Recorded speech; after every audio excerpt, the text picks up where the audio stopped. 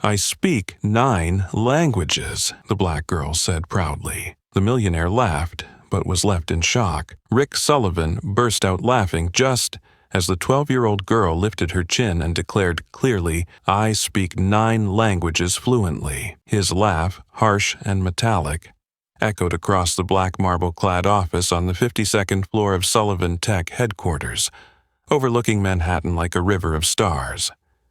Rick tilted his wrist slightly so that his $80,000 Patek Philippe caught the light, a reminder to everyone that he stood above them.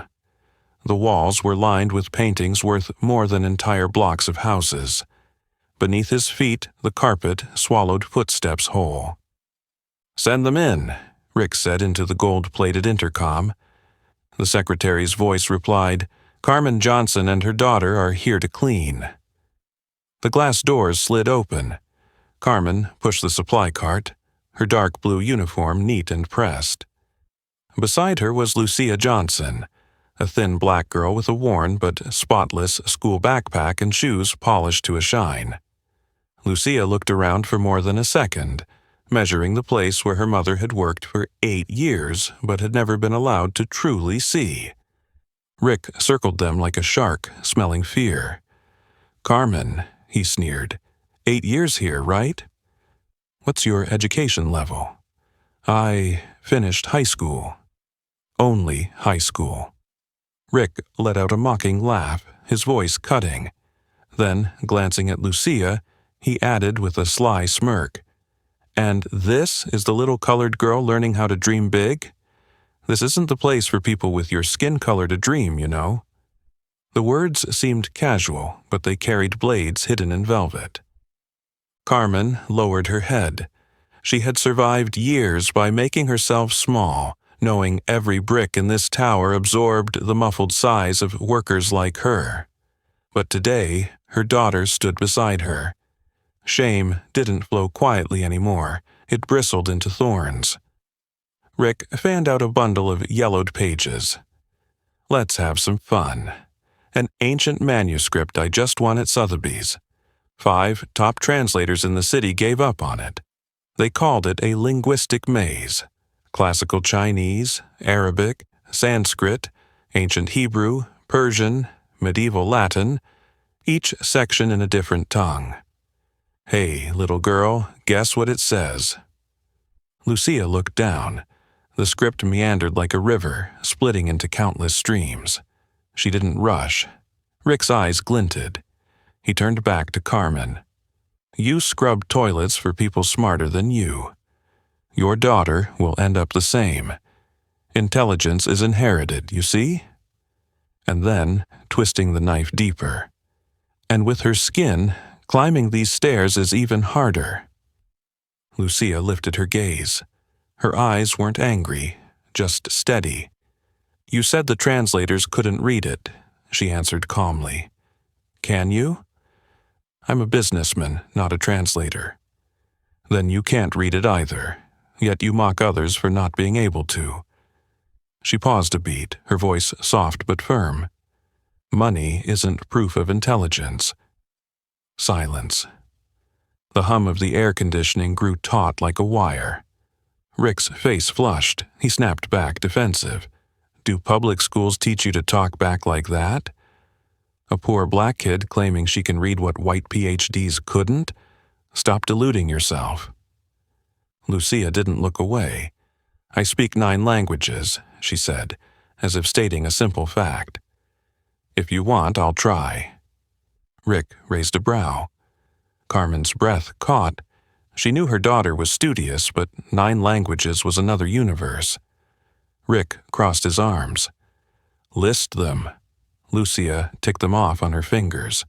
"Spanish, native, English, advanced, Mandarin, basic, Arabic, conversational, French, intermediate, Portuguese, fluent, Italian, basic, German, conversational, Russian, basic."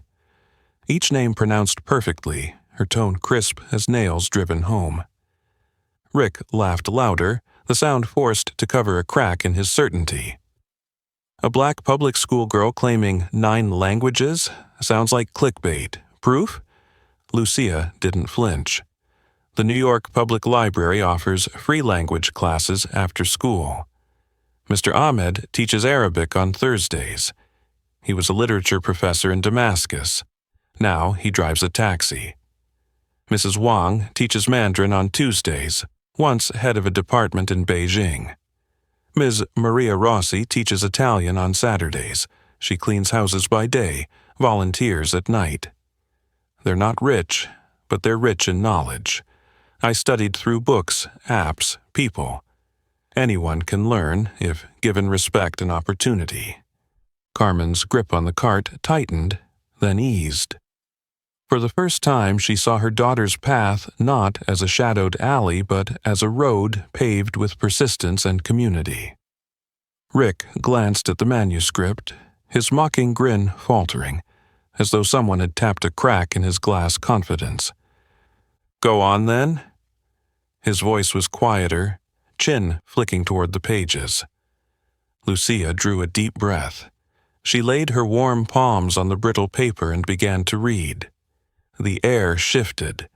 Classical Chinese fell from her lips in sharp, luminous strokes, then ancient Arabic, flowing, melodic, curling like a carpet's pattern.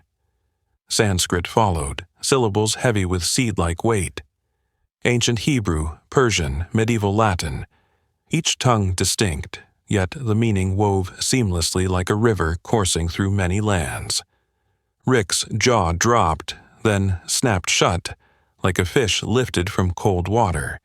His office had never witnessed power manifest like this, not the whip of wealth, but the wings of knowledge. Carmen's hand rose to her chest, eyes brimming. Her daughter, the child who once did homework under a flickering bulb, was now speaking to the world from heights Carmen had never dared to imagine. Lucia looked up, her voice still steady. "Shall I translate the meaning for you?" Rick couldn't argue any more. A single yes slipped out, not from his ego, but from a part of him long buried. "The manuscript speaks of the nature of wisdom and wealth," Lucia began. "True wisdom isn't found in gilded palaces, but in a humble heart. True wealth isn't counted in money, but in the ability to see dignity in every person. True power doesn't humiliate, it lifts others up." She stopped a moment. The words weren't loud, but they struck exactly where Rick had hidden his mirror all these years. For an instant, he wanted to retort, with jargon, charts, numbers, but suddenly those things shrank to ants scurrying in circles. Before him stood a black girl who spoke 9 languages, read 6 ancient scripts, and didn't flinch at power. And he, a man who had bought what he didn't need just to hear money ring, felt empty. I'm sorry," Rick muttered, startled by his own voice. The 3 words fell like lead on marble. Carmen looked up. In 8 years, no one on the 52nd floor had ever said sorry to her. But Lucia only shook her head slightly. Words aren't enough. Actions matter. She met Rick's gaze. "If you truly want to change, I'll set the condition. But that comes after I finish translating." And so, on the 52nd floor of Manhattan, the opening strike of a rich man was overturned by the knowledge of a child. The rules of the game had shifted. The one in control, at least in this room, was no longer the man behind the stone desk, but the girl standing by the manuscript, her hands steady and unshaken. Lucia translated each layer of meaning, unhurried, as if unlocking a chest with 3 locks. "The first layer," she said, "is instruction. Whoever thinks they are above others because of money is the poorest of all, for they've lost the ability to see light in others. Whoever uses power to belittle others is weak, for they need others to shrink just to stand tall." Rick pressed his hand on the edge of the stone desk. His fingers stiffened. The cold surface no longer gave him the safety it once had. A familiar voice in his head urged, "Argue, push back, twist the logic." But here, Logic was no longer something he could buy. It was truth resounding through many tongues. The second layer, Lucia continued, is metaphor. The text uses a river to describe language. Water changes name and color as it flows through each land, yet it remains water. People change skin color, jobs, bank accounts, yet they remain human. Their dignity does not change. She stopped and looked straight at Rick as she said the word dignity. Carmen drew a sharp breath. She knew these truths in her bones, being called the wrong name, being ordered to work faster than a machine, being seen as a tool. But today, hearing her daughter say dignity, she felt a door open in her chest, a door she had kept locked for years just to keep going. The third layer, Lucia placed her hand on the final page, is choice. When the powerful realize they have been blind to the wisdom around them, that is the moment they begin to awaken or condemn themselves. Rick swallowed hard. The word condemn fell like a stone into a deep well. He looked around. The expensive paintings, the chandelier, the glass walls, all suddenly resembled a collection of golden handcuffs. He turned toward Carmen. For the first time, he saw not the uniform, but the face of a mother who had stood through countless weary nights. "I was wrong," Rick admitted. But Lucia gently cut in, "I have 3 conditions. If you truly learned today's lesson, fulfilling them will make your apology real." Rick nodded, accepting the new rule. Power was not in shouting, but in submitting to moral discipline. 1, Lucia raised a finger, "You apologize to my mother, not just for today, but for 8 years of treating her like she was invisible. Say her full name, Carmen Johnson. Look her in the eyes when you do." Rick turned, facing Carmen. "Carmen Johnson," he said slowly. "I'm sorry for not seeing you as a person. I'm sorry for humiliating you in front of your daughter. I'm sorry for never once asking about your life." His voice broke slightly on the word person. Carmen stood tall, not to forgive immediately, but to acknowledge this moment as real. The man who once didn't know her name was now learning to say it right. 2, Lucia continued, "You use your power the right way. Scholarships for students from working families, with priority to marginalized communities. Funding free language programs at the public library. Creating real career paths for service workers in your company, so hidden talent can step into the light." Rick listened without protest. Instead of asking, "What's the ROI?" he asked, "How many scholarships to begin with would make it honest to the responsibility?" 150, Lucia answered firmly. "Not a PR number, but enough to carry a whole class of students, large enough to bind you to ongoing action." 3, she raised her last finger. "You learn a new language, so you'll know the feeling of starting from zero. Every Tuesday after work, you go to the New York Public Library. I'll teach you Mandarin. No VIP rooms, no glass chairs, just wooden tables and pencils. You attend like everyone else." Rick gave a faint laugh, not mocking, but a soft shame, remembering he had ridiculed the idea just minutes ago. "Agreed," he said. "I'll be there on Tuesday." Lucia nodded. She didn't shake hands yet. She looked into his eyes, searching for sincerity. Rick didn't look away. He had avoided too much in his life already. "And the manuscript? Do you want to hear the conclusion?" Lucia asked. Rick nodded. "The final passage," Lucia read aloud. "The richest person is the one who enriches others. The strongest is the one who helps the weak to stand. The wisest is the one who knows he was once blind." Carmen broke down in tears, not from shame, but from sudden release. The invisible burden of years seemed to lift, as though someone else had finally taken hold of it. Rick turned his gaze to the city outside the glass wall. The streets still pulsed with life. But down there, among stone and lights, was a place he had never set foot, the public library, where his fate had just been rewritten with the chalk of a black girl. "We're done here," Lucia said, closing the manuscript. "See you Tuesday at the library. Bring a notebook with grid lines and a pencil. Homework. Practice the 4 tones.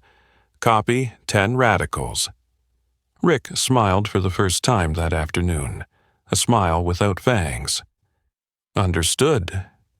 He turned to Carmen. "Thank you, Carmen." Saying someone's name doesn't make you poorer. Sometimes it's the first step to becoming truly rich.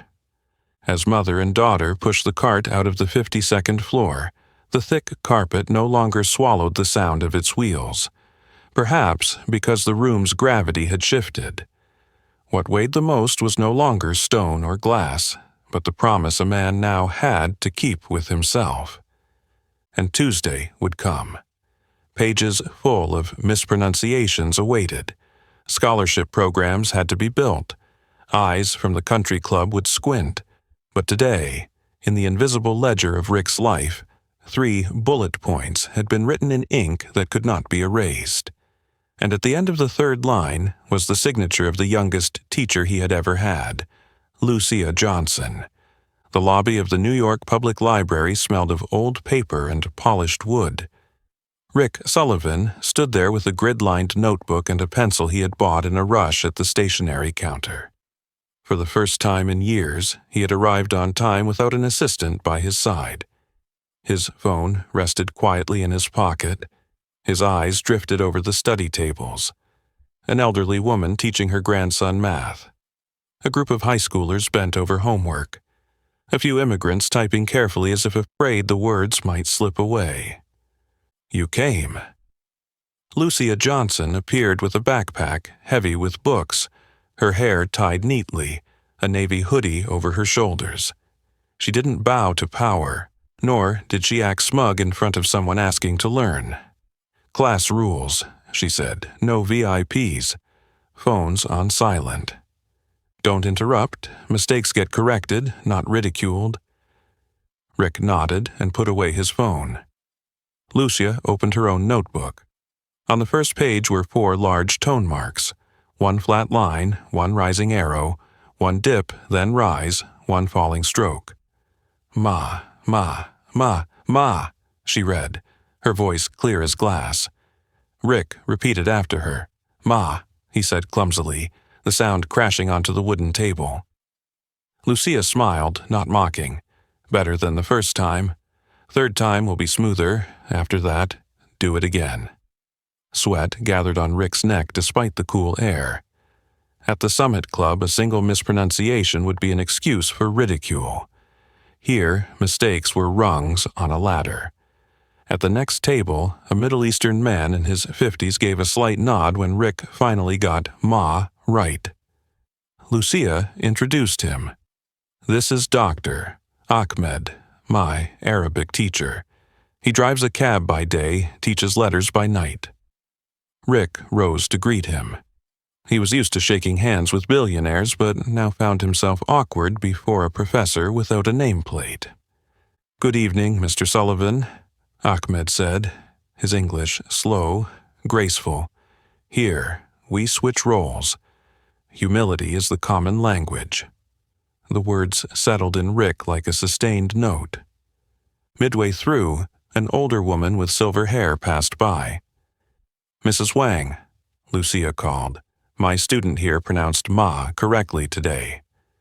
She smiled, her eyes wrinkling warmly. Everyone stumbles at first. What matters is stumbling in the right direction. Rick chuckled. All his life he had climbed by conquest. Today he was being taught how to fall properly. At the end, Lucia assigned homework, 10 radicals, 5 greetings, 20 rounds of the 4 tones. Tuesday, same spot, she reminded him. Wooden table number 12. If you miss, you make it up, not with money. Rick nodded. He looked around the modest room, thinking of the 52nd floor where each chair cost as much as a year's scholarship. The feeling of being allowed to be weak here was strangely safe. The next morning, Rick called an emergency meeting. On the big screen weren't revenue charts but 4 lines: scholarships, library language program, career ladder for service staff, listening circles. The room buzzed. CFO Mark Green frowned. How much will this cost? What's the IME? Shareholders will ask where the profit is. Rick answered without hesitation. 150 full scholarships for students from working families. Long-term funding for 12 library branches. A career path so service employees can shift roles, learn skills, earn certifications. ROI will show in retention, quality, reputation. If you want numbers, measure again in a year. The statement shifted the room. The VP of HR swallowed. Who will lead the project? Rick turned. Carmen Johnson. The room froze, then gasped. Carmen entered, not with cleaning tools but with a notebook. On its cover, naming, listening, fairness, opportunity. She spoke without slides. Respect starts with saying names right. Next step is listening with responsibility. Then we fix processes, contracts, shifts, benefits. Opportunity must come with guidance. A murmur rose in the back. Isn't this favoritism for black staff? Rick heard it. He didn't ignore it. Anyone doubtful can join today's listening circle, he said. Sit at the same table with Carmen and Lucia. Hear their stories before judging the policy. That afternoon, chairs were set in a circle instead of around a stone desk. Software developers, shift managers, security guards, janitors sat as equals. Lucia led with an open question. When have you felt invisible at work? An Indian engineer hesitated, then spoke of being teased for his accent in meetings. A cleaning woman said she had been called the lady for 3 years, never once by her real name. A former team lead shrugged. I didn't mean it. Lucia replied calmly, The issue isn't intent, it's impact. From now on, we use people's names. If you slip, correct it immediately, no excuses. By evening, an anonymous post appeared on the company Slack. Tuesday Mandarin with the janitor's kid, mandatory yet? It wasn't profane, but venomous enough. Rick replied publicly, We don't mandate language learning. We mandate respect. Anyone calling a child the janitor's kid needs to relearn how to speak about people. The message sparked debate. Some thanked him, others muttered, The CEO's too sensitive. Rick didn't delete the arguments. Instead, he scheduled 2 more listening circles. Carmen kept time. Lucia asked questions. Ahmed and Mrs. Wang sat in attendance. By the 3rd session, people understood. This wasn't favoritism, it was correction, bringing the scale back to balance. But pushback came from outside too. A finance blog headlined, Sullivan Tech Goes Woke. CEO learns Mandarin at public library, elevates janitor to management. The comments dripped with racist jabs at skin and intellect. Rick read them all, unflinching. He sent a company-wide email. When you touch injustice, it screams. The screaming is proof you're hitting the right nerve. Keep doing the homework. On Tuesday night, Rick returned to table 12. Lucia checked. Where are the 10 radicals? Rick showed a page dense with strokes. She gave a small nod, enough to make the student want to stay. For an hour, they wrestled with characters. Each time Rick got it right, Mrs. Wang winked from the next table. Each time he stumbled, Ahmed whispered, Slow down. At the end, Lucia instructed, Next week, read a short classical Chinese passage, no transliteration. You'll stumble and get back up many times, that's normal. Rick smiled. Turns out, success has tones too. I've been pronouncing it wrong for years. Lucia, slung on her backpack, tapped Rick's notebook lightly. Tomorrow at the company, there'll still be hard sounds. But if you read one sound right at a time, eventually it becomes a sentence. Night fell over Manhattan. The 52nd floor still glowed, but now, for Rick, the library's lights felt warmer. He realized power isn't lost when you learn to say sorry. It only shifts, away from mocking laughter toward the nods of those who had never been invited to the table. Friday noon at the Summit Club, dark wood paneling, thick velvet drapes, Bordeaux glasses glowing under amber light. Bradley Carter, hedge fund, Sebastian Price, pharmaceuticals, Ethan Cole, telecom, sat around the table, their eyes trained to measure people by stock prices. Rick, Bradley lifted his glass, I hear you're bringing social justice into your company, taking Mandarin classes at the public library, and promoting a black janitor to director? Each word snapped open like the lid of a box releasing prejudice. Rick set his glass down. Her name is Carmen Johnson. She leads our people development program, designing real career pathways, and I'm learning Mandarin from my 12-year-old teacher, Lucia Johnson. Sebastian scoffed. Is this PR? Or are you prepping to sell out to Chinese investors?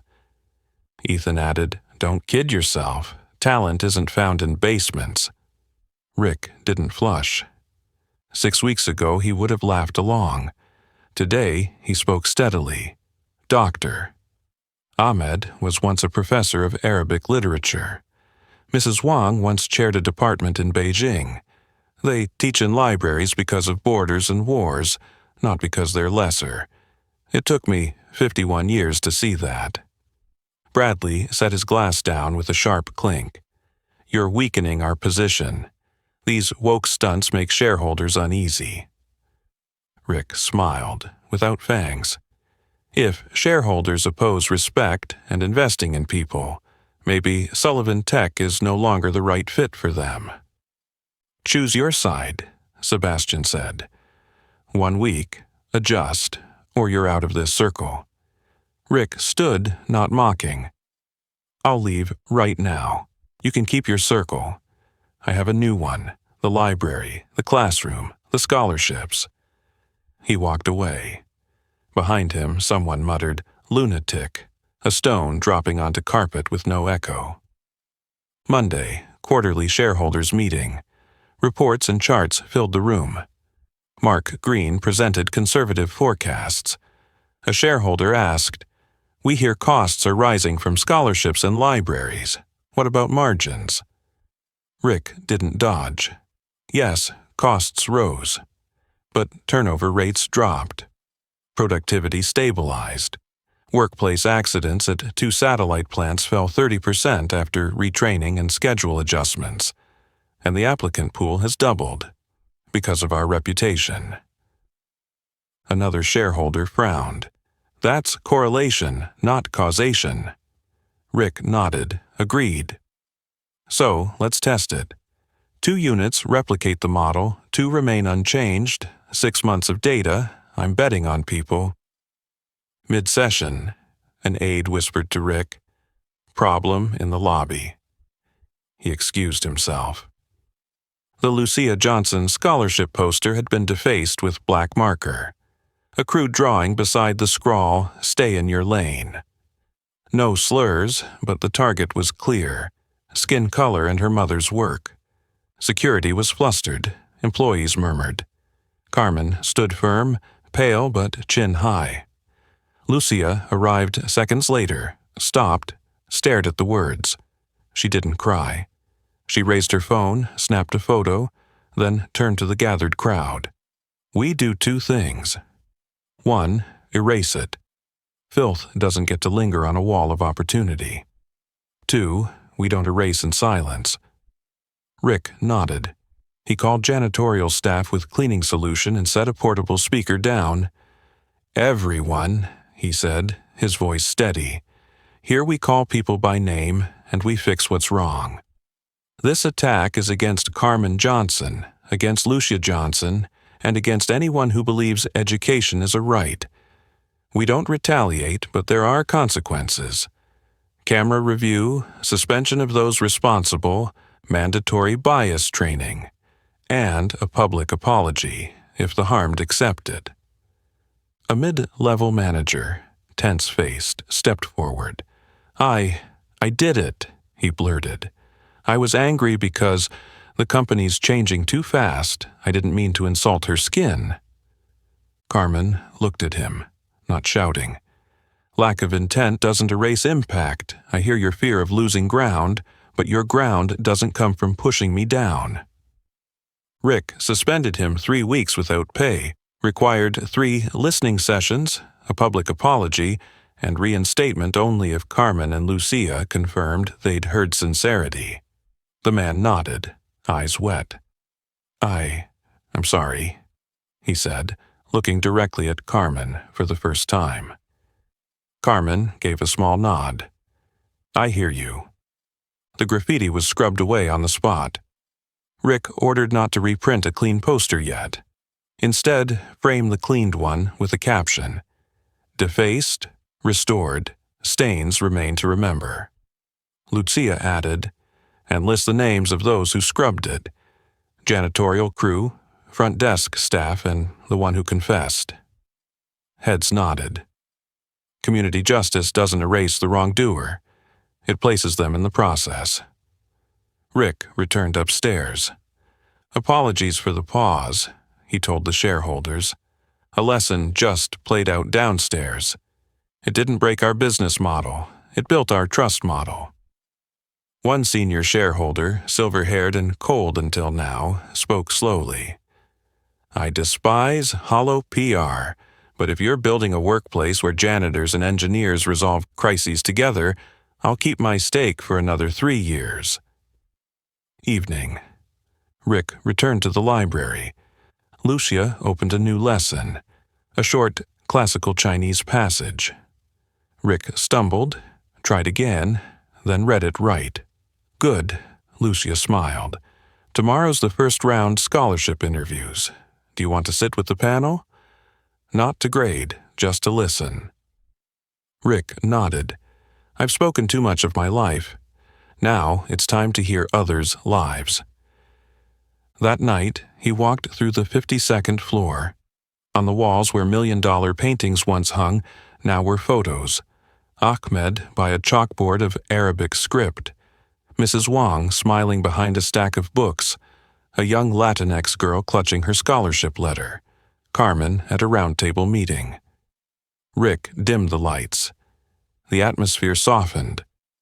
Downstairs, the faint stain left on the scholarship poster, deliberately not scrubbed away, reminded him that this work would always leave marks.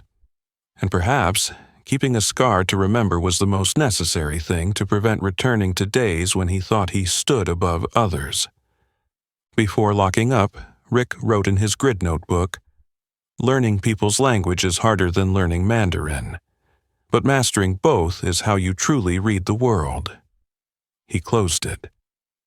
Tomorrow, the voices of scholarship applicants would pour into the room like fresh wind, and in the middle of it, a pencil still waited for him to mark the first words of a rewritten life. A temporary interview room was set up in the 6th-floor hall. Folding chairs, plain white tablecloths, paper water cups, handwritten name tags.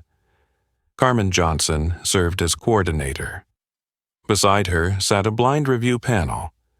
2 young managers, a veteran engineer, Dr. Ahmed, Mrs. Wang, and Lucia, the youngest of all, yet seated at the center of the table.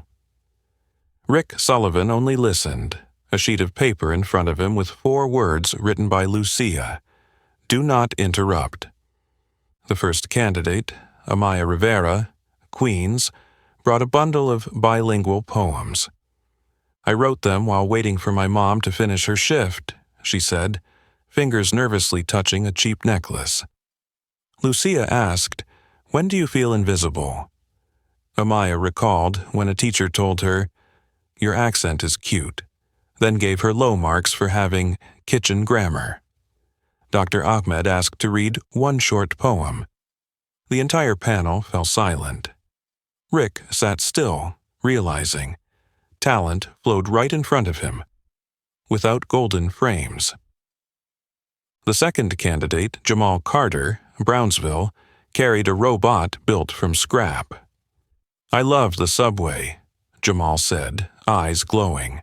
"I want to study rail engineering." When Lucia asked about failure, Jamal grinned. "I once applied for an unpaid internship." They asked me, "That hoodie, is that the dress code?" I went home, coded a Python simulation of the brake system, sent it back. Next time, they invited me. The third candidate, Noah Higgins, Staten Island, white, with neatly written notes. His father had died in the opioid crisis. "I work at the ferry terminal," he said. "I'm not good at speeches, but I show up on time." Lucia nodded, marking discipline and perseverance. The scholarship wasn't only for one skin color. It sought potential too often overlooked.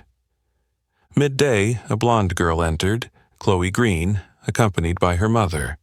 Her resume sparkled: private school, Model UN, European summer camps. Outside the door, CFO Mark Green texted an aide, "Mark this one." Carmen caught the signal but didn't change procedure. Lucia handed out blind review packets, names and zip codes hidden, only essays and proof of effort left visible.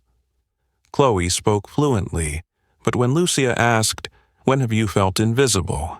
she faltered. "I never thought about that." Grades were perfect, experiences polished, but depth was thin. Her score fell short. During the break, Mark stepped in, voice low.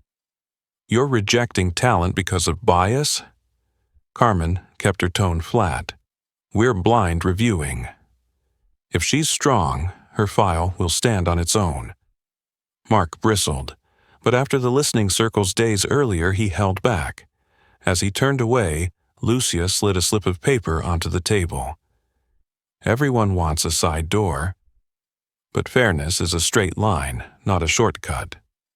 Mark read it, pocketed it, said nothing. 2 days, 327 applications, 220 interviews, distilled into 150 awards. The final list was multicolored: Black, Latinx, Asian, working class white, children of mechanics, nurses, drivers, migrant farmhands.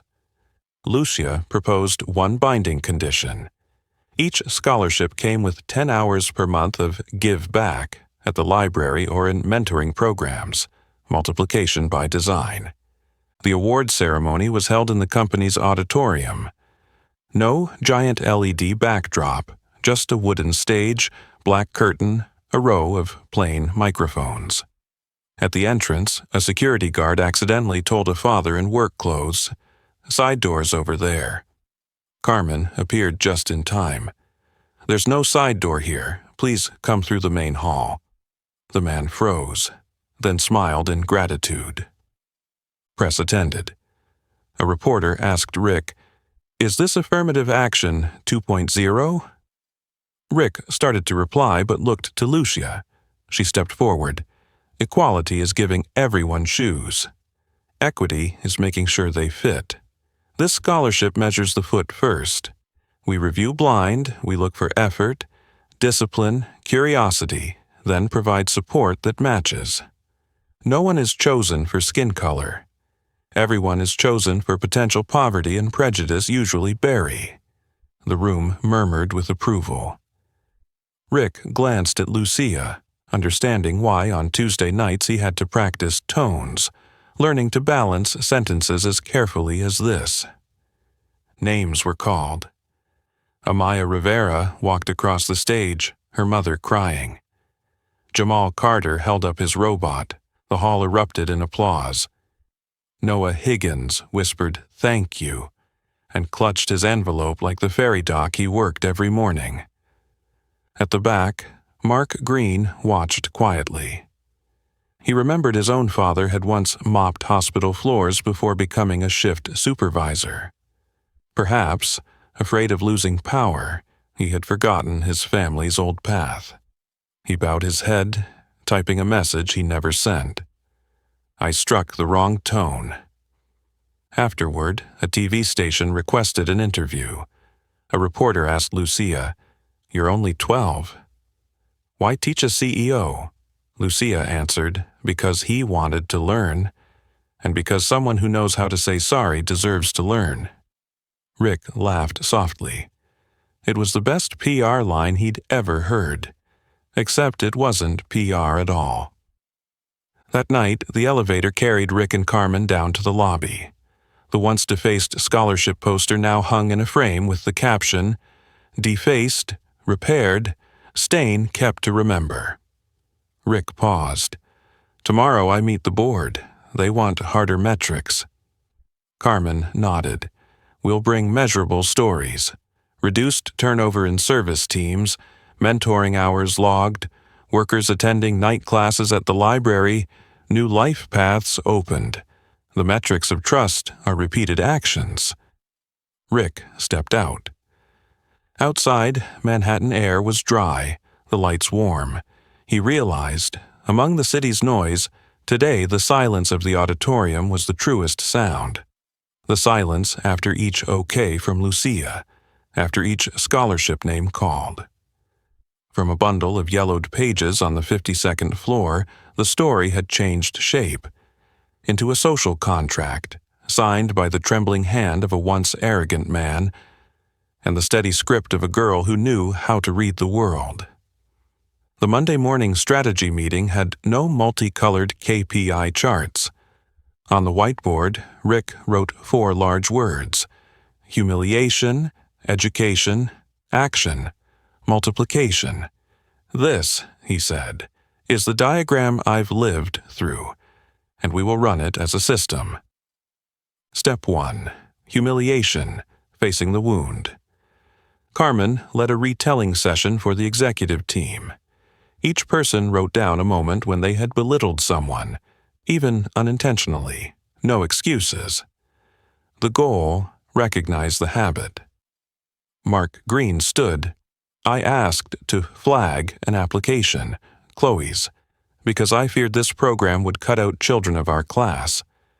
I admit I was wrong and will recuse myself from the review panel for 1 year." The room was silent, then clapped. Not to cheer, but to acknowledge someone laying down a weapon. Step 2. Education, structured learning. Lucia, doctor. Ahmed, Mrs. Wong, and HR designed a 3-2-1 module. 3 hours, responsible listening. Say names correctly, ask open questions, respond. Without defensiveness. 2 hours, unconscious bias.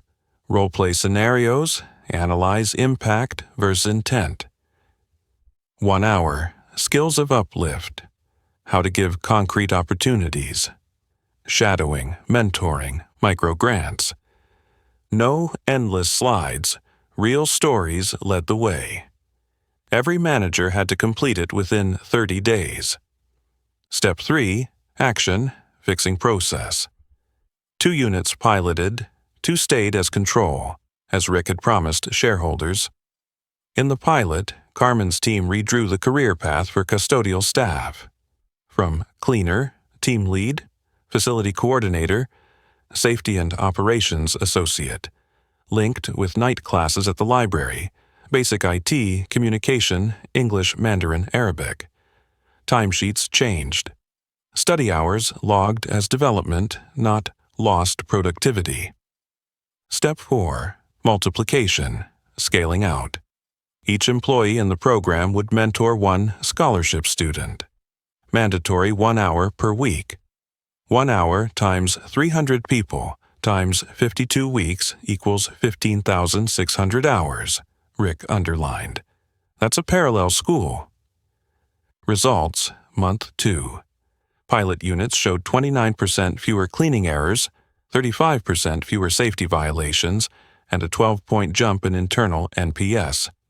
Control units showed no change. CFO, Mark, presented himself. I measured it. This isn't PR. Numbers don't lie when measured right. Beyond the company, the library network multiplied. The 12 original branches launched community language hours. Tuesday nights Mandarin. Mrs. Wang trained 6 assistants. Thursday nights Arabic. Ahmed trained 4 former Syrian students.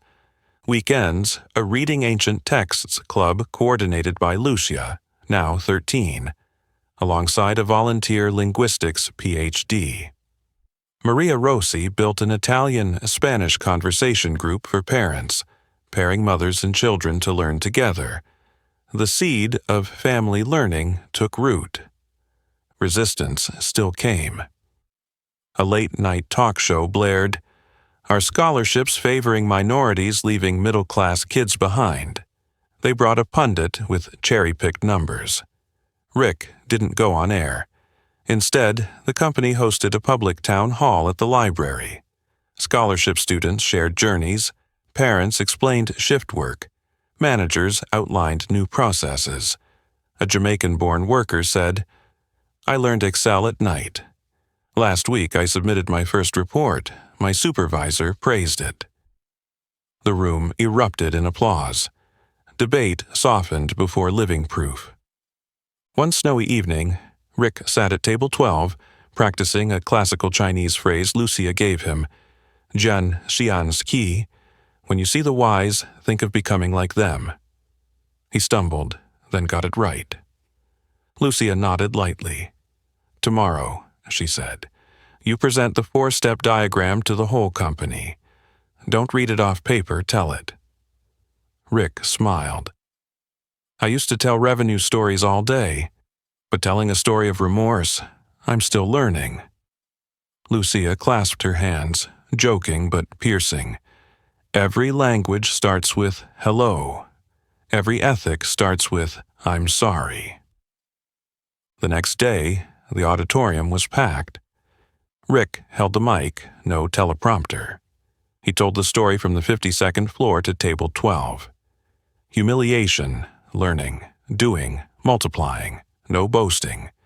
He told of mispronounced tones, venomous messages, the defaced poster kept with stains, the tears of parents, each anecdote tied to a specific change. At the end, he said, "I commit 3 years of funding for the 12 library network, expanding to 18, increasing the scholarship fund to follow every student through graduation. This isn't a campaign, it's how we do business." When the lights rose, the board chair stepped on stage. He shook Rick's hand. 3 months ago, I doubted. Today, I vote to expand the pilot.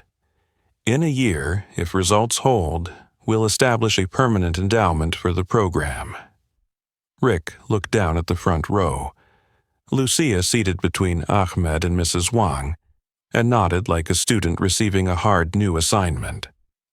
That night, Rick opened his grid notebook.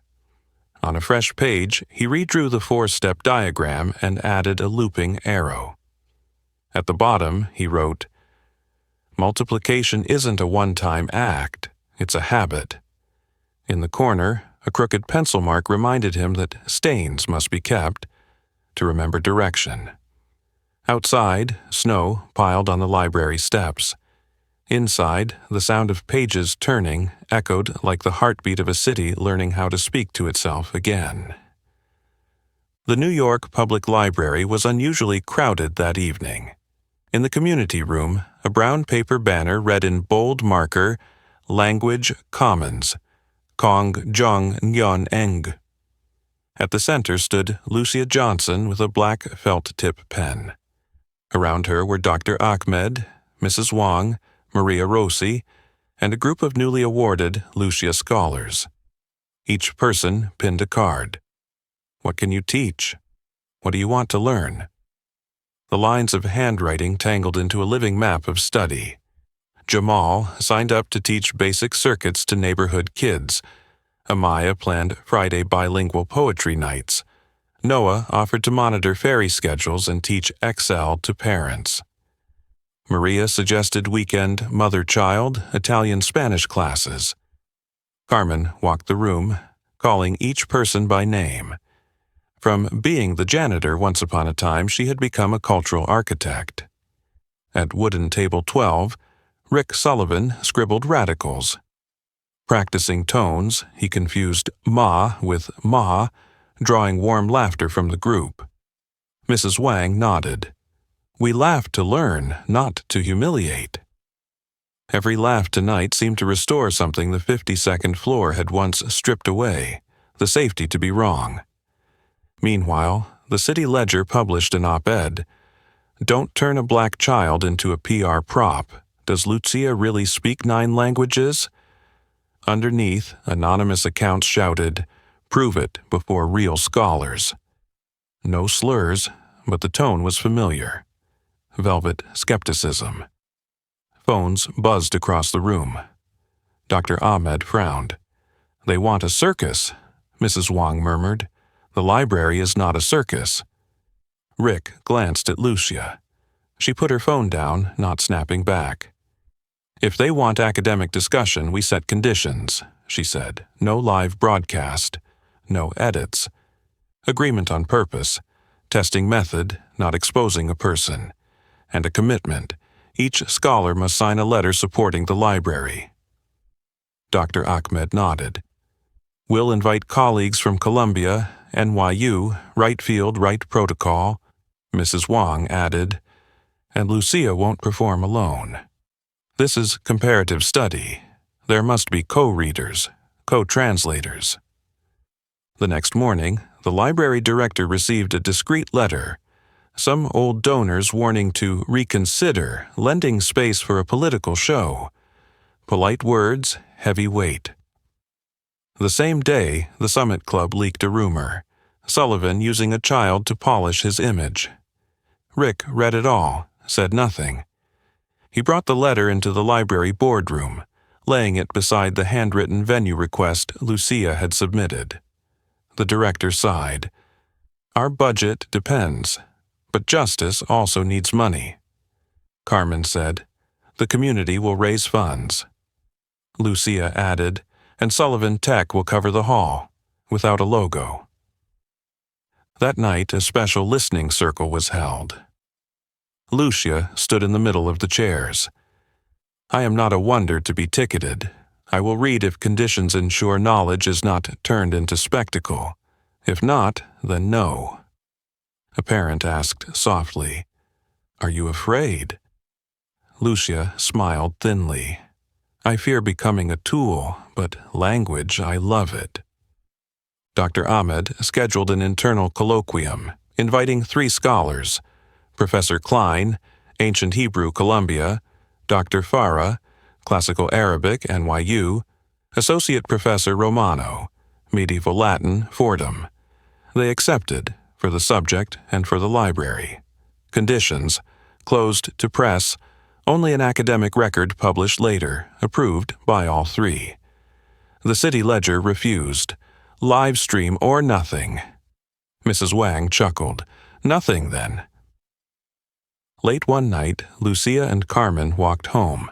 A strange car slowed, window rolled down, a sneer tossed out. If you're so smart, stay smart in your own house. Then it sped off. Carmen squeezed her daughter's hand. Lucia didn't chase the taillights. From her backpack, she pulled a stiff card she had written, Never turn knowledge into a circus. Read to lift others. Carmen looked at the words, her eyes softening. If you change your mind tomorrow, I'll still be proud. Lucia shook her head. I set the conditions. They agreed, that's enough. The colloquium was set. Saturday, 10 a.m., Hall C of the library. Outside, a protest group registered to gather, demanding transparency. The library coordinated with police to maintain order. Rick stood outside in quiet sponsorship, without speaking. He signed a commitment to cover all security, materials, and ASL interpretation. "This is the House of Language," he told the director. "The doors must stay open." The night before, Lucia sat alone at table 12. She opened the manuscript, not to memorize, but to revisit the river she had crossed. In the margin she wrote, "The real test isn't proving I'm good enough. It's proving this way of learning is open enough for anyone to walk." She folded it shut, turned off the lamp. From the tall window, Manhattan exhaled. Down on the street, wind tapped gently against the signs. Above, morning was already slipping through the edge of the curtain, bringing both the glare of suspicion and the glow of love. Lucia was ready. Not to defeat anyone, but to keep her promise. To read in order to lift. The library opened early. The hallway leading to Hall C carried simple posters. "Language is a bridge. Say each other's names right." Outside, protesters held signs. "Live or it's fake." Inside, 3 scholars quietly examined copies of the manuscript. Faded brown ink, edges frayed like the edges of memory. 10:02. Lucia stepped forward without a microphone, dressed in a white shirt, black pants, sneakers. "I begin with thanks to Dr. Ahmed, to Mrs. Wang, to Maria, to the librarians who opened the rare books cabinet, and to my mother who taught me patience." She invited Professor Klein, Dr. Farah, and Associate Professor Romano to sit at a round table on stage. Today is not a performance but a co-reading. Section 1. Classical Chinese. Lucia read 4 lines. Mrs. Wang read alongside her, explaining rhythm and allusions. Lucia laid out 2 possible interpretations. Professor Klein nodded, noting, "The girl distinguishes well between classical and vernacular Chinese, without confusing the references." Section 2. Classical Arabic. Lucia read, Dr. Ahmed followed, explaining stress and morphology. Dr. Farah asked about textual variants. Lucia pointed to a faint ink mark like an editorial sign. Section 3. Sanskrit. Lucia stumbled half a beat, then found the right Sandy. Professor Romano smiled, tapping his pen. "Correct." She continued through ancient Hebrew, Persian, medieval Latin. Each section read in tandem, explained, then rendered into English and Spanish. At the back, Rick was no longer short of breath. He forgot the time. In the corner, Carmen sat straight, wiping tears with the back of her hand. Not from hurt, but from pure admiration. During Q&A, a man at the back stood without waiting for the mic. "Why must we listen to a child? This is parrot skill. Let adults do adult work." The room fell silent. Lucia didn't flush. She spoke clearly. "I'm not asking for adults' jobs. I am learning from adults and inviting them to learn again from a child's curiosity. If it were parroting, I could not answer about variance and etymology. And if children must wait until we're old enough to be heard, most of us will never be heard." A blogger raised his phone. "Why not live? Afraid?" Dr. Ahmed took the mic. "Scholarship is understanding before reporting. The record will be published with signatures of the 3 scholars. No edits needed?" The scholars nodded. The blogger lowered his phone and sat. Lucia closed the manuscript and turned to part 2. If today there is something more important than reading texts correctly, it is reading society correctly. The screen behind her displayed Rick's 4 arrows: humiliation, education, action, multiplication. "From a marble room where humiliation once happened," she said, "we came to the wooden tables of the library to learn. From apology came action, scholarships, career paths, mentoring hours, and now multiplication." Lucia invited Rick on stage. He walked slowly, tieless. "Today," Rick said, "I sign into being the Lucia Johnson Foundation for Human Dignity with $500 million US, entrusted to an independent board of librarians, community members, scholars, frontline staff. Carmen Johnson as executive director, Dr. Ahmed to lead languages, Mrs. Wang to guide pedagogy, Maria Rossi to connect families. No corporate logos in classrooms, only students' names. A stir in the guest seats. Bradley Carter, an old Summit Club friend, shot up, "$500 million? You've lost your mind." Rick didn't counter with words. He produced the charter, the fund not owned by Sullivan Tech, clauses locked, priorities, frontline scholarships, community languages, service worker career ladders. The company's board chair stepped forward. "The board has approved this as a personal commitment. The firm is not paying." Bradley fell silent, sinking back. Lucia showed no triumph. She returned to her last condition. A foundation won't live unless tied to an open ecosystem. I invite the 3 universities here to sign an MOU. Community credit for library classes. Professors crossing campus gates, library as an open campus. The 3 scholars exchanged glances, then nodded. They signed on stage, blue ink spreading like a new river. Then a man rose in back. "I'm the father of Chloe Green, the girl who didn't win a scholarship. I was angry, but today I understand. Fairness is not a side door, it's a straight road. My child has resources. Many here have never had a chance. I volunteer 2 hours a week mentoring." Beside him, Mark Green, the CFO, Chloe's father, spoke hoarsely. "And I apologize. I once wanted the side door. Now I ask to open the door." The hall rose to its feet. No fireworks, no dramatic music. Just the sound of shoes brushing the wooden floor as people from different walks moved closer. The colloquium ended with a flash class. Lucia invited Bradley Carter up to try 1 minute of Mandarin. "Ni hao," Bradley mispronounced it. The room laughed softly. Lucia didn't mock, she corrected gently. "Ni hao, push the breath." Bradley tried again, right this time. Applause rippled. A harmless moment, but enough to chip away 1 brick of arrogance. Outside, the protest group fell quiet. One still grumbled, but no one answered. Carmen led Lucia past, listening to the wind through the trees like pages turning. "Tired?" she asked. "Tired, but worth it." Lucia smiled. "Tomorrow I still have a vocab test with Dr. Ahmed." They both laughed, the most ordinary laugh of the day. That night, on the 52nd floor cleared of million-dollar paintings, Rick signed the asset transfer into the foundation.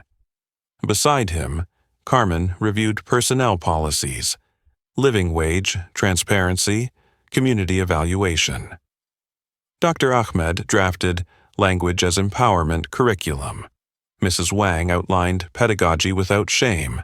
Maria Rossi built the Mother-Child Learning Club. At the table's edge, Lucia chalked 3 rules. Call names right. Listen responsibly. Empower to multiply. Before lights out, Rick opened his grid notebook. He wrote, "Today, no one won. Knowledge, 1, the library, 1, and the children, even the child once inside me, 1. He laid the pen down. The city breathed slower. In that breath were page turns, apologies, greetings in a new tongue, and a promise signed in blue ink.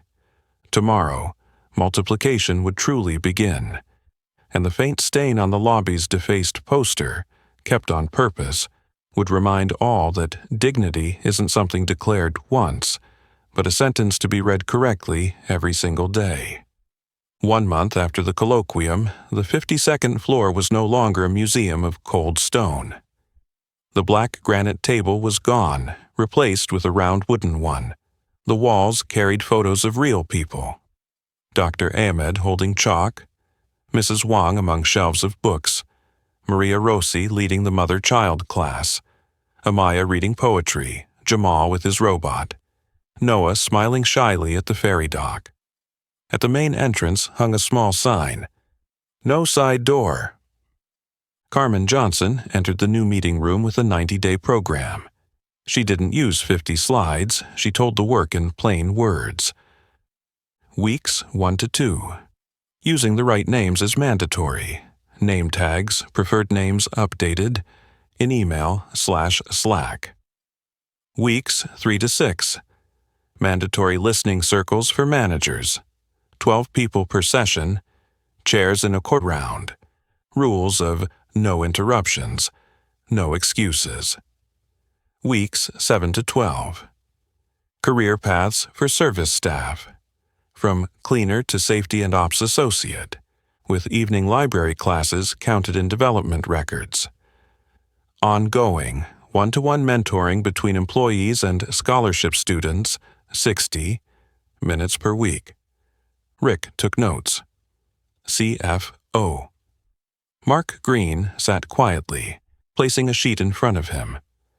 I withdraw from all selection panels for 12 months. I request to serve as advisor on impact measurement. The silence in the room wasn't heavy. It felt like breathing space for a man who had just placed a brick in its right spot. To keep the new culture from becoming slogans, Lucia proposed the 3-sentence rule, a mini code of conduct posted in every meeting room. 1. Say the right name. My name is, I like to be called. 2. Listen responsibly. I hear you said. Here's how it affects me, my team. 3. Empower to multiply. What I can do this week is, I need to join me. In a technical meeting, a manager carelessly blurted, "Speak proper English." The room froze.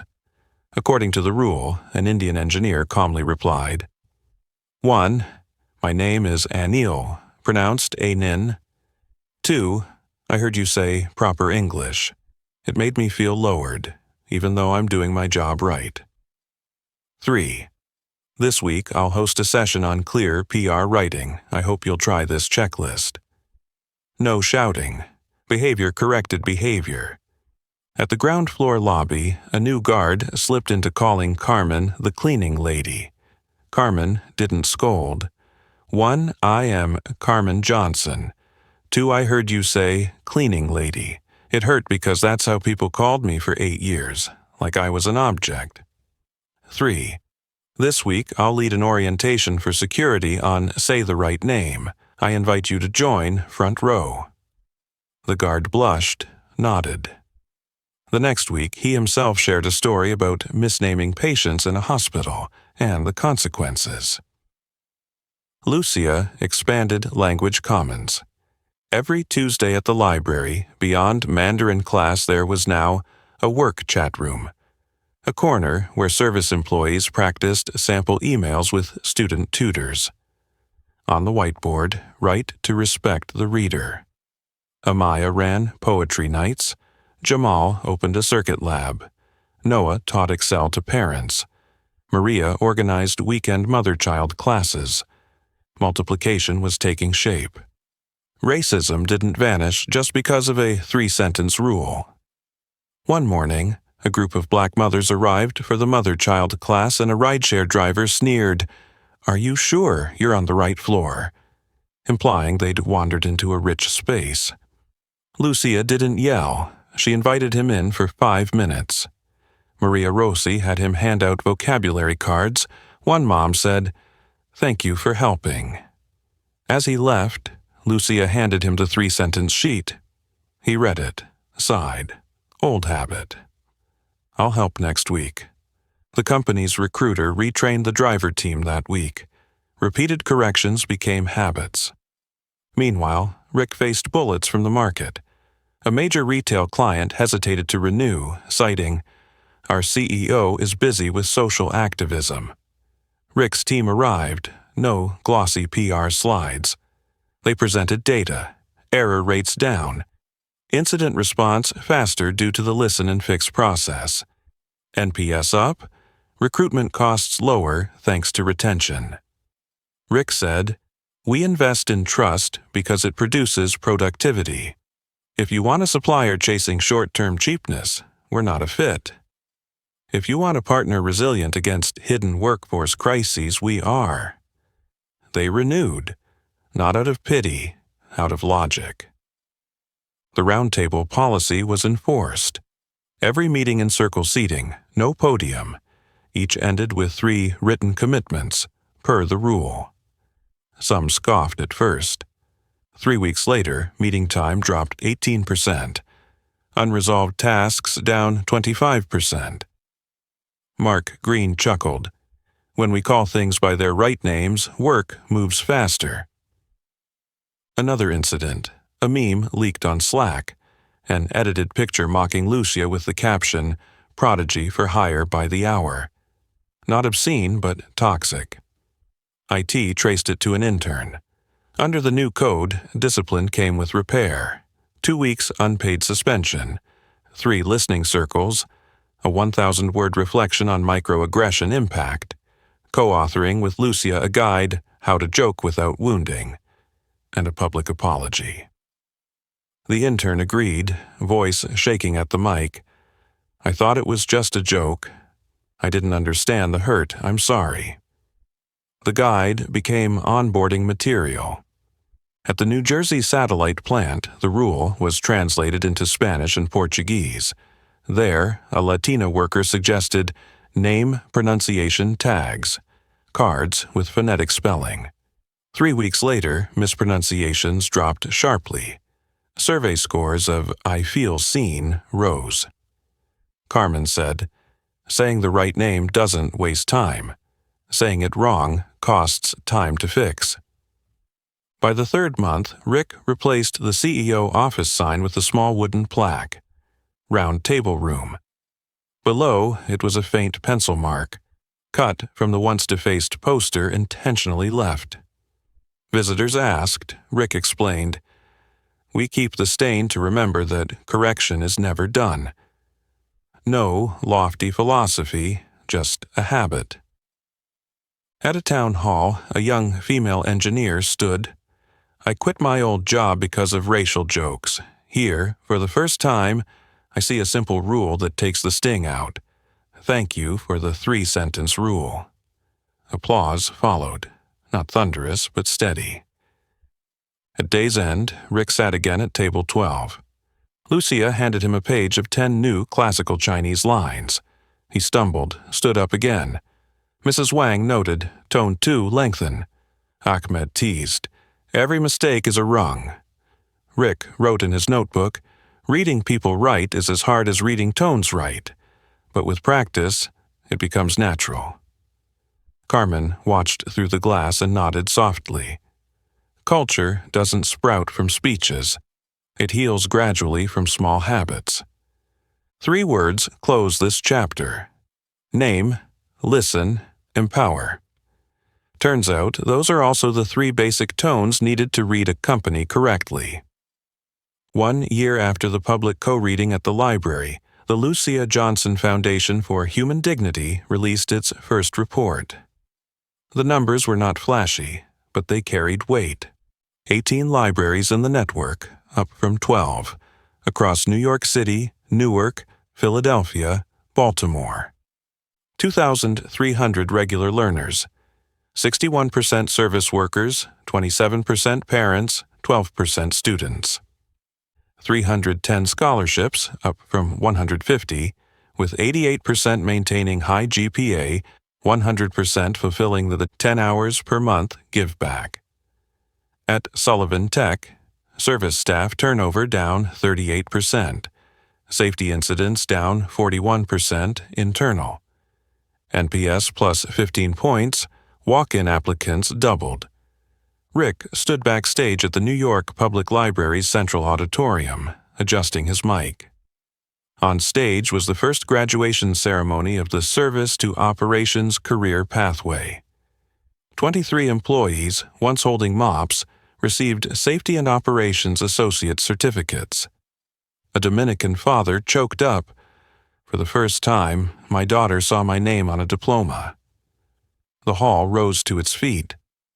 Carmen handed out the certificates, pronouncing each name with care. Every name was a rung on the ladder. On the side, Mark Green and his daughter Chloe attended the mentoring session. Chloe, who hadn't won a scholarship the year before, was now mentoring 2 Bronx students, teaching presentation and planning. "I learn more when I teach," she said to Lucia with an easy smile. Lucia grinned back. Teaching is the fastest way to learn. At the back row sat Bradley Carter, old friend from the Summit Club, without cameras. He passed Rick a small card. "I want to anonymously fund $1 million for the Reed Society Write program in Baltimore. Not because he lost a debate, perhaps because no one forced him to go live here, only to read and listen." Rick scribbled back, "Welcome to the round table." The foundation signed MOUs with Columbia, NYU, Fordham for community credits. Professors stepped outside campus gates, classes graded seriously. Learners got library cards like student IDs. A literature professor remarked, "We teach philosophy on campus. At the library, we see philosophy become human." Media grew less harsh. The City Ledger, once mocking, published a mild correction. Measurable impact of language commons. Not a full apology, but enough to cool the air. More important, beneficiaries spoke up. A Jamaican parent wrote, "I sent my first confident email to a teacher thanks to the class. My son said, 'Mom, I'm proud of you.'" At Sullivan Tech, the photo wall thickened. Mentoring pairs, name pronunciation tags, no side door signs in every lobby. The 3-sentence rule was translated into 7 languages. A small supplier in Newark adopted it on their own. After 3 months, they reported lower turnover and fewer customer complaints. "No big slogans needed," they wrote, "just read each other right." Lucia turned 13.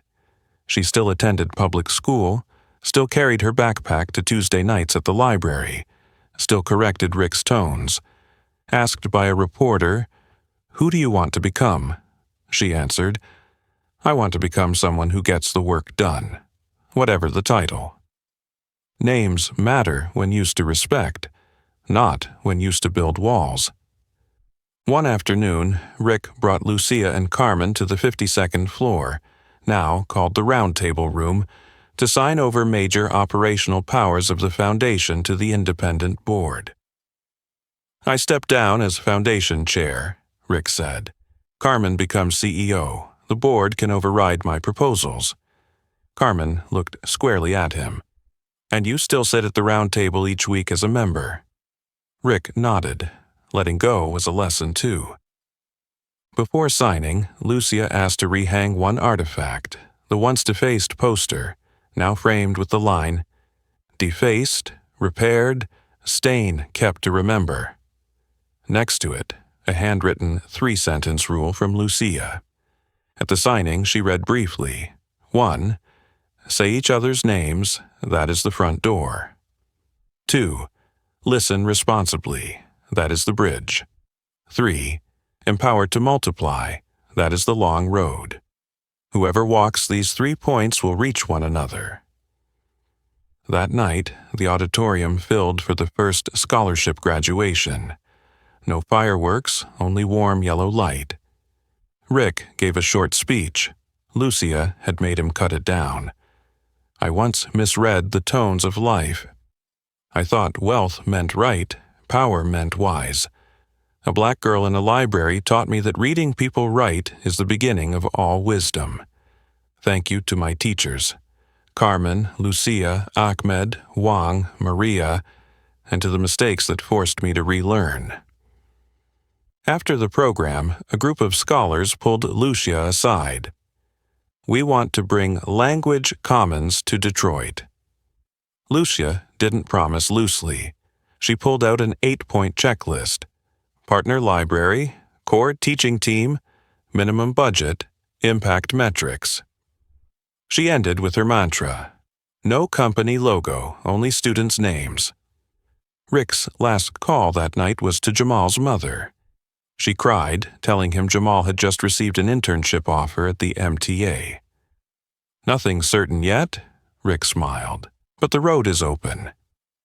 He hung up, looked through the library window at table 12 across the street, where Carmen was grading listening modules and Lucia was correcting a newcomer's tone on Ma. Table 12 didn't belong to him, it belonged to anyone willing to sit and learn. Late at night, Rick opened his grid notebook. On the final page of the year, he wrote 3 lines. Bullet wealth is making others rich. Strength is lifting the weak to stand. Wisdom is knowing you were once blind and keeping the stain to remember. He closed the notebook. Manhattan quieted, wind pushing clouds across the moon. In the library hall, staff cleared chairs, wiped the floor. A young worker paused at the framed poster, defaced, repaired, stain kept to remember, snapped a photo, and sent it to his mother with the message, "I'm called by my real name at work." Tomorrow multiplication would continue. 1 hour of mentoring, 1 clearer email, 1 properly pronounced hello, 1 decision not to slip through a side door. No grand finale, just the long road. And on that road, the steady voice of a 13-year-old black girl kept echoing. Reading words right, reading people right, reading society right. That is the true legacy. And the stain left on the wall, kept deliberately, will forever remind everyone that dignity is not a declaration once made, but a daily practice. And so runs the journey, from arrogance on the 52nd floor to a small wooden table in a library, where a 13-year-old black girl taught a billionaire that true wealth is found in preserving dignity and opening opportunity. And what about you? If you were in Lucia's place, would you have the courage to stand up for your mother against prejudice and power? Share your thoughts in the comments below. I'd love to hear them. If this story touched your heart and carried meaning, don't forget to hit like, share it with friends, and subscribe so you won't miss the next video.